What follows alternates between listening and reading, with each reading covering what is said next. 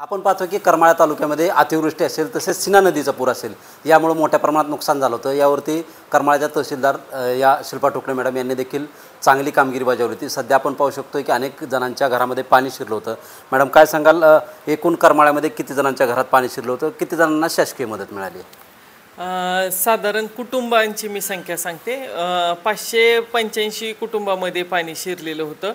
त्याची लाभार्थ्यांची जी संख्या आहे ती साधारण 1200 ते 1300 कुटुंब आहेत आणि ज्यांना वेढा पडला होता अशी 2200 लोक आपण स्थलांतरित केलेली होती। त्याचबरोबर आपण कलेक्टर साहेबांनी सगळ्या सोलापूर जिल्ह्याला शब्द दिलेला होता की बुधवारपर्यंत 10,000ची मदत प्राप्त होईल म्हणून। तर दसऱ्याच्या आदल्या दिवशी आणि काही जणांना काल म्हणजे शुक्रवारी 10,000ची मदत प्राप्त झालेली आहे। 565 जणांच्या खात्यावर आपण पैसे ट्रान्सफर केलेले आहेत। अजून 10 ते 20 जण राहिलेले आहेत। तर ज्या 565मध्ये काही बँकेकडून आम्हाला असेही मेसेज आलेले आहेत की ज्यांच्या अकाउंट नंबर चुकलेले आहेत किंवा नावामध्ये चूक झालेली असे 15 ते 20 जण आहेत। म्हणजे एकूण अजून 40 ते 50 जण फक्त या मदतीपासून वंचित आहे। बाकी सर्वांच्या खात्यावर 10,000ची मदत गेलेली आहे। पंचनाम्याचं देखील आता सुरू झालेत, कशा पद्धतीने पंचनामे असणार आहेत?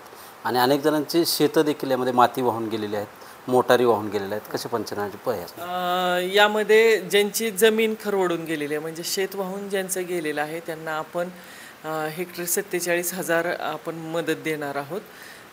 त्यांचे पंचनामे चालू झालेले आहेत, पिकांचे पंचनामे चालू झालेले आहेत।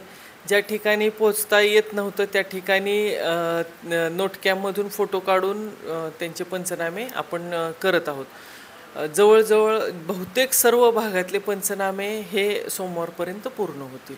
आपण पाहतो की किराणा किट देखील भरपूर या ठिकाणी प्रमाणात आले होते। पूरग्रस्तांना मोठ्या प्रमाणात बाहेरून देखील मदत झाली, ते पोच झालेली आहे। परंतु आता नेमकं काय कुठल्या गोष्टींची मदत अपेक्षित आहे अजून पूरग्रस्तांना?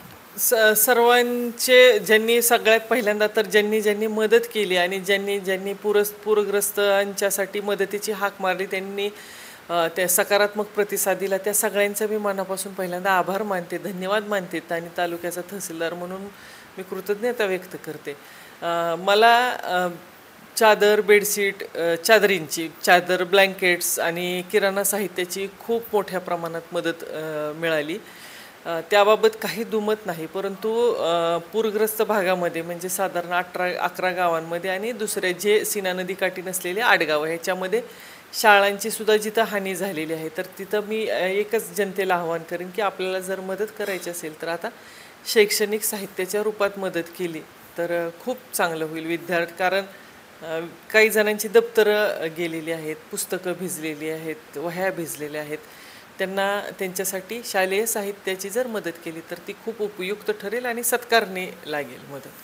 नक्कीच आपण या ठिकाणी पाहतोय की जे पूरग्रस्त आहेत त्यांच्या देखील शेताचे पंचनामे सध्या प्रशासनाच्या वतीने सुरुवात असून ज्यांच्या घरामध्ये पाणी शिरलं होतं त्यांना देखील शासनाकडूनची जी मदत होती 10,000 रुपये ते देखील त्यांच्या खात्यावर वर्गत करण्यात आले असून यामध्ये 15 ते 20 जे आहेत लाभार्थी त्यांचं जे आहे ते खाते नंबरचं थोडंसं जे चुकीचे असल्यामुळे ते थांबले असून ते देखील लवकरच त्यांच्या खात्यावर वर्ग होतील।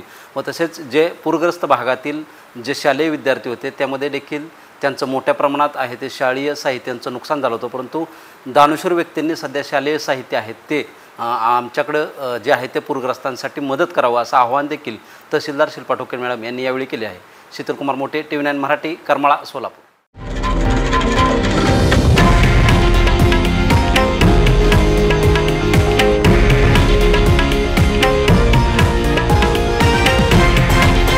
हे आहे देशातील नंबर 1 न्यूज नेटवर्क आणि आपण पाहत आहात TV9 मराठी, एकमेव।